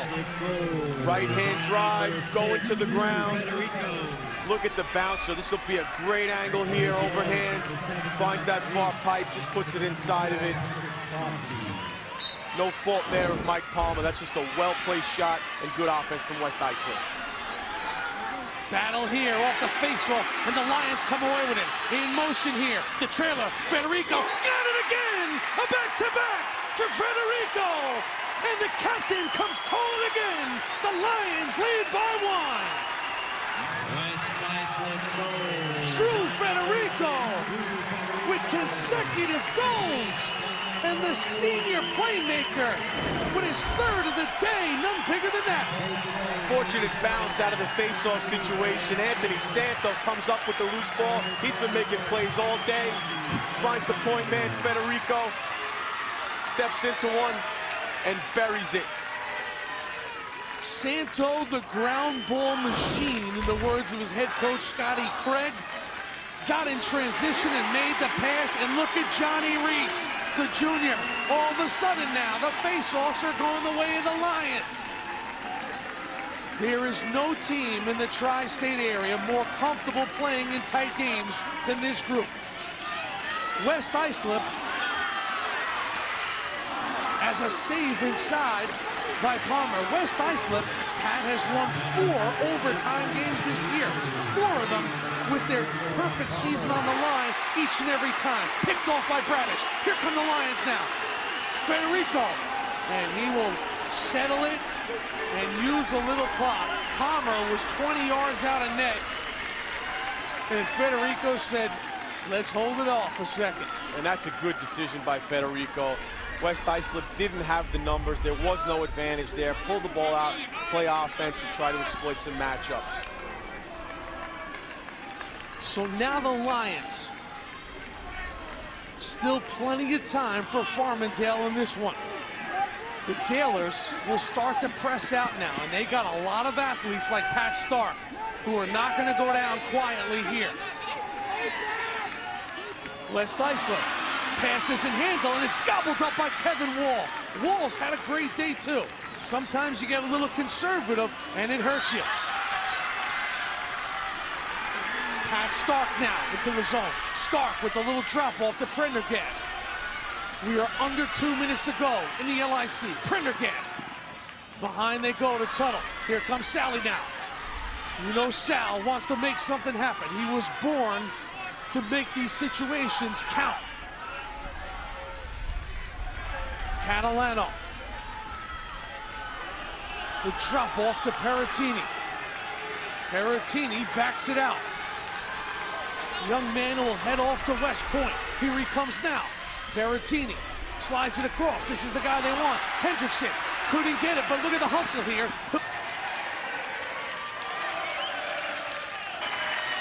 They call a timeout.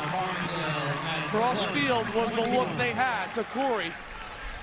Couldn't handle it, but he went and got the ball, and Bob Hartranft now will call timeout. Jim, the look was there. It was a well-run play out of what we call a 14 or a mumbo, all right? 2 stacks of guys on each side. As the Dodger goes, somebody pops out, opposite side pops, ball goes to your left, swings across. Well-run play that got Corey Hendrickson open, just couldn't handle the pass. You hustle, get it. You're lucky your team's got one more timeout. You use that timeout and talk about it. West Islip just moments ago trailed 8-7. Enter Drew Federico, a.k.a. the playmaker. He's been fairly quiet today, but we knew at some point he'd be heard from. So here we go. He unloads the first one for the tie, and then there's Santo on that great ground ball off the face-off. Federico knows he's got some time, he's got some room. He unleashes one overhand, puts it low, gives the Lions the 1-goal lead. So for West Islip, Drew Federico gives them the lead. 1 minute and 21 seconds left. They have arguably the best goalie in the tri-state in Kyle Turry. There isn't much Kyle Turry hasn't done in his West Islip career. 40 straight games, a couple of state titles. He scored a goal in overtime to beat Ward Melville in the regular season. He saved the day in the Suffolk County Championship in overtime in one of the best saves you'll ever see. Let's see if he's got one more left in his arsenal. He is not easy to beat when the chips are on the center of the table. Now Tuttle. Here comes Sal. Farmingdale, they got a lot of guys that want to tunnel. Fires one home! King Tut! King Tut! Oh, a sneaky left-handed shot. His dad is loving it. He points up to Papa. How about that? And we are tied at 9. Just a case of Sal Tuttle telling his team, jump on my back, I'll carry you there. You see a strong left-handed move right through the teeth of the defense. 1, 2, 3, 4. Sal Tuttle puts it in the back of the goal, ties it up at 9. Sal Tuttle Off the face-off, and West Islip has the ball. It's Santo once again. Let's see if they call timeout. They do not. Santo will drop it off to Reese, and there is the timeout. Big face-off once again, Johnny Reese. But Sal Tuttle, you want to talk about desire and a little bit of desperation. How many guys got a piece of Sal Tuttle as he came across the top of the crease there? Took a lot of contact, still got enough on it to beat Kyle Terry. You know, we talk about it all the time, big-time guys in big spots. Kyle Carrick's doing a nice job on him. He's able to run away from him. 1, 2, 3, fourth defender on him here. You'll see it. Gets the move on Carrick. 2, 3, 4. Puts it in the back of the goal. Still has enough muscle to get behind that ball as he's getting pushed to the ground. Finishes it. Knows how important this game is, and he won't be denied. Well, it's been a pleasure to cover Sal Tuttle in all his sports. He carries himself with such a swagger, but he's got a big smile. He walked out today. As he walked by us on the field moments before this game, he sticks out his hand for a little low five. He's got personality. He's got charisma. He's a star. There's no doubt about it. He lives for these moments. You see the gloves and the shirt and the hair, but most importantly, he performs for the Daler faithful, and they appreciate it. And he loves the big game, and he loves to compete. His father, Chris, with the Hofstra shirt on, the Hofstra hat. Next stop for Sally Boy will be Hofstra. And if it's up to Sal, not so fast. I got a few games left in my bag. He looks down now at the defense. What a game. Here we go, folks. Drama Central. Class A Long Island Championship. Winner moves on to the States. Federico, look at this. Ball was checked off his stick. And it'll go to Farmingdale. Joey Ostrander did it again. Not only will it go to Farmingdale, Jim, it'll be a free clear. Interference with the goalie with possession of the ball. They won't have to deal with a contested clear. They'll get the ball at midfield with 39 seconds left. Neither team has a timeout. Here you'll see him come up with the ball. And we get an interference call against Anthony DeLuca, and here come the Dalers. Prendergast now takes a look, fires a shot, it goes wide, but he got a look. Tuttle was there to back it up. Here come the Dalers now, taking on West Islip. 40 straight victories for the Lions of West Islip. Now Tuttle. They are oozing with confidence now. One possession for it all. Peratini now, down the alley, drops it off. Here they go, cross field. It's a turnover. And there's still time on the board with 14 seconds. The ball sailed off his stick. And now Coach Hartranft's team will just have to fight to get to overtime. And these are the moments, Jim, that make coaches nuts. You have no timeouts. It's all decided by your kids on the field. This is a beautiful moment in high school athletics. 14 seconds left in the fourth and final quarter. Here's Liam Burns now. Plays it back to Turry. Turry comes up. Mikey Cruz now. Here we go. Final 5 seconds. From behind they go. One opportunity. You gotta go now. Federico. The defense will collapse. The ball goes to the ground. And we will go to overtime in the Long Island Championship. Tuttle loves it. Scotty Craig's been down this road before. 4 times this year, the Lions have gone to OT. Most recently, in the Suffolk County Championship.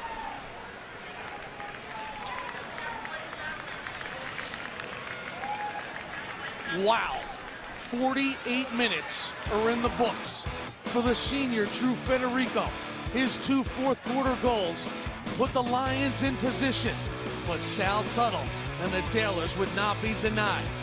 We are heading to overtime on MSG Varsity. Sudden victory is straight ahead for one of these teams. Come on back.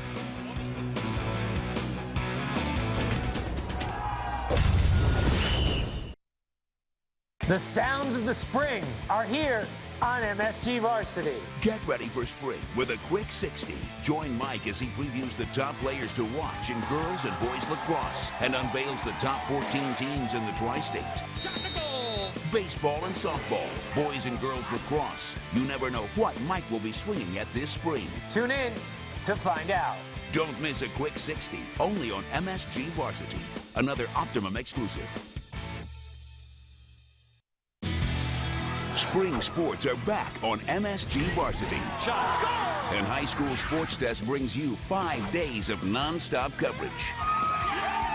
Monday Madness recaps the weekend with great highlights, scores, and top stories. She'll slide in safely with a double. Boys Lacrosse Tuesdays brings in-depth coverage with the players to watch and teams to beat. Score! Girls Lacrosse Wednesdays takes you around the tri-state for all the stories of the girls lacrosse season. Shot to goal! On Double Play.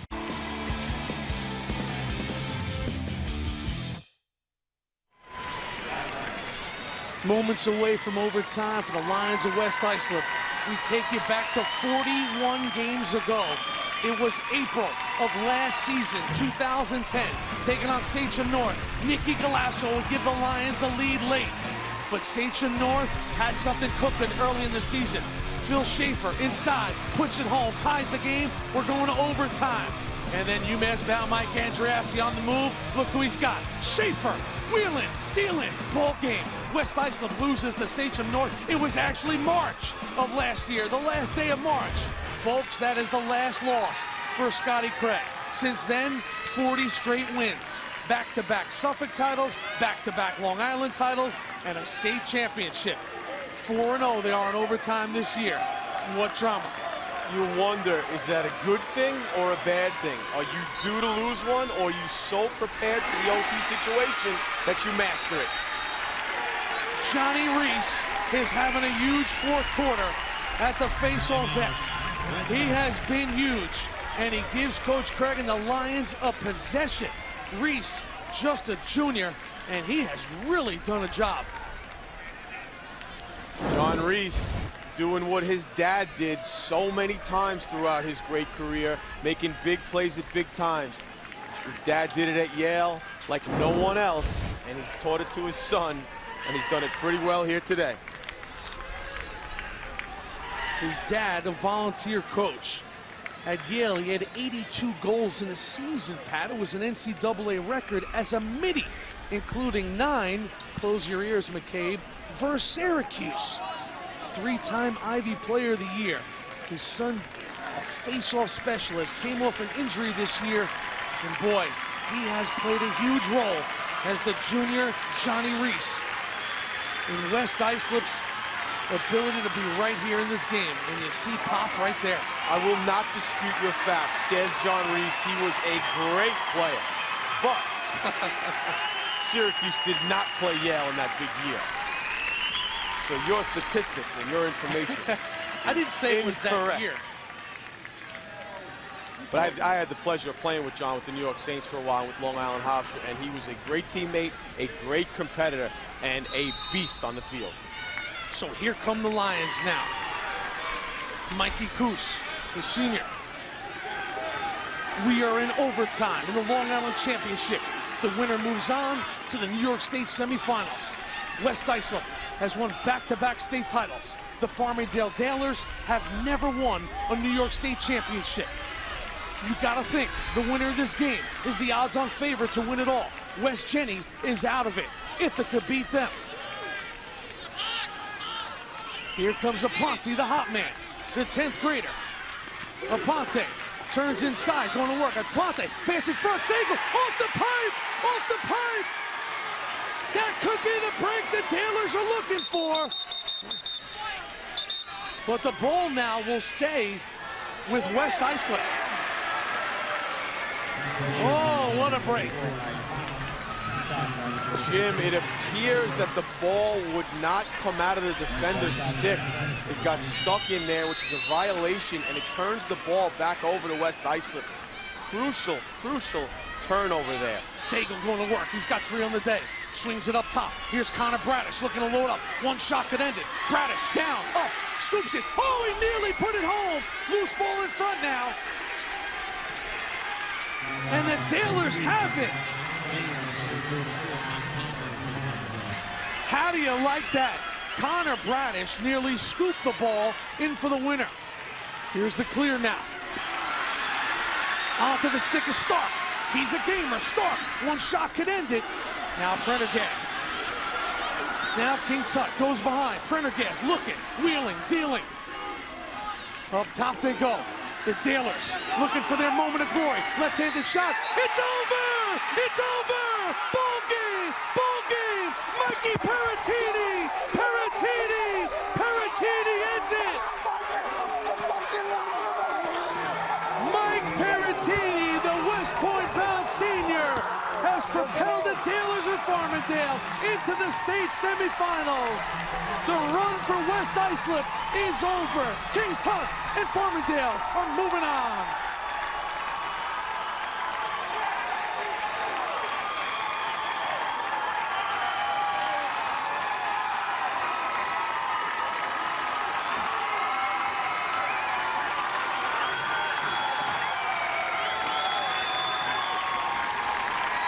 How many times do you see it, Pat?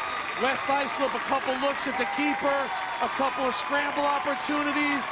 Farmingdale catches a break, they get possession, and they cash in. They cash in, and what I love about how this game ends, I gotta tell you, Jim, is the ball never stopped moving. And that continuous ball movement, it didn't sit in one place. That continuous ball movement ended up in Peratini's stick. He kept those feet moving. That whole side was cleared out, and he made a picture-perfect shot. You see Sal Tuttle, a lot of mutual respect. And that smile says it all.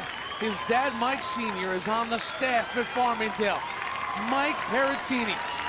He had a bad shoulder as a sophomore and a junior. It limited his effectiveness. Well, as a senior, he's got one of the biggest goals in Farmingdale history. And here's the move. Prendergast comes from behind. The whole side's open. Peratini, no slide there to be had for West Islip, and he finds the far side left-handed. Biggest goal of his life. Great moment for that young man from Farmingdale. And he's running for his life. Oh, it's like a World Cup finish right there. And these guys, they deserve it. They battled and battled all day. And for Bob Hartranft, you got to feel good for him. 42 years for coach at the helm. Only his third Long Island championship. He's lost some heartbreakers in this game. 5 times to Ward Melville, twice by a goal, twice by 2 goals. He came here in 2004, taking on West Islip. They lose by a single goal on that day. A year ago, they got back to this game. They lost by 12 goals. And from the word go today, the Taylors played inspired. They played on the back of that defeat a year ago. And they just hung in there and hung in there. And Peratini and company got this game to overtime where they finished it off. What a victory.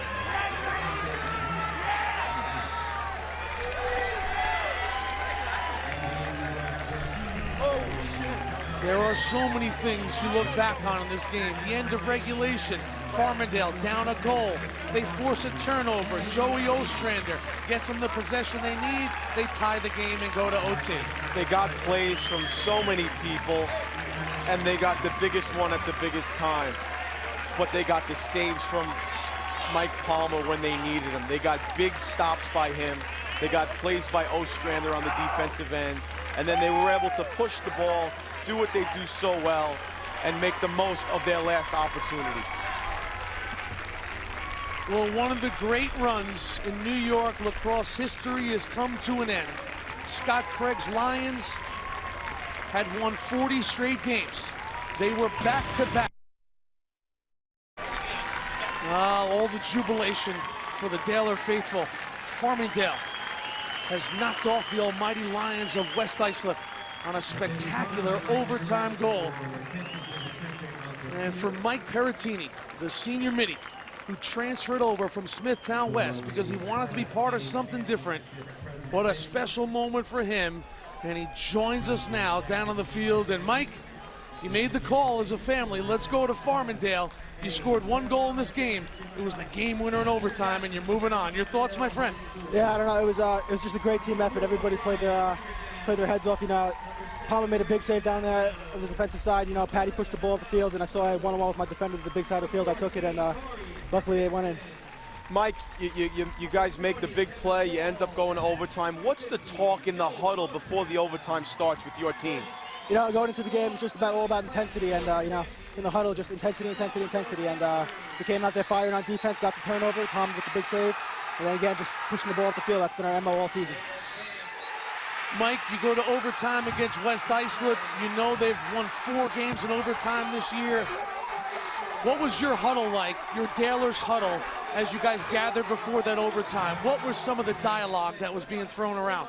You know, just all about hustle. You know, people were doubting us, you know, all this talk about how great Suffolk is, you know, and we just took that to heart. We went out there, you know, we wanted to prove something to everybody, and we did. Mike, you're a Long Island champ. That's got a nice ring to it, does it not? Yeah, it does. Feels great. I don't know. I'm speechless. Congratulations, buddy. All right, thanks, man.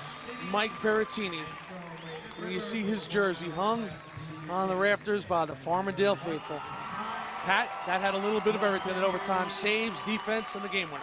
Well, they did it all today. You know, they did a nice job face-off-wise, you know, throughout the game. They defended well all day. They made the most of the opportunities they got. And what they did from beginning to end, this Farmingdale team, they attacked every ground ball. They went after everything like it was important. This was a huge game to them, and they approached it just like that. And you see Sal and his dad and everyone doing their version of what we'd call the Laval leap here, getting into the crowd with those Daler fans enjoying this big victory. His coach calls him Sally. His friends call him Sal. His mom calls him Salvatore. Well, Salvatore Tuttle is a Long Island champ in the game of high school lacrosse, and his career is going to move on. And for Bob Hartranft, he never played the game of lacrosse growing up in Oswego, New York. He got a chance to come to Farmingdale. The baseball job wasn't going to open up. He said, I'll try lacrosse. Then the baseball job did open up. He said, you know what? I'm still going to try lacrosse. One of the real gentlemen, and guess what he's getting ready for? Go ahead, fellas. Don't worry about it. There's the coach. 652 wins. Number 652 had to feel oh so good for the coach. And you know these kids love him, and he loves them. You couldn't be happier for the big man today. What a day at Stony Brook. On a day where the 2 Class A teams came. Out of Nassau County came the Dalers of Farmingdale. Out of Suffolk came West Islip. They would battle for 4 quarters. Sally Boy opened up the scoring. After 2 quarters, it was 5-all. Farmingdale would just not go away on this game. They just kept coming. The Lions, with all that championship pride, would take a lead in this game late behind Drew Federico. But the Dalers once again had no quit. Tuttle and the boys found a way to tie it up. And then in the end, Peratini and Farmingdale are moving on. A day that they'll never forget. We'll see you next time on MSG Varsity.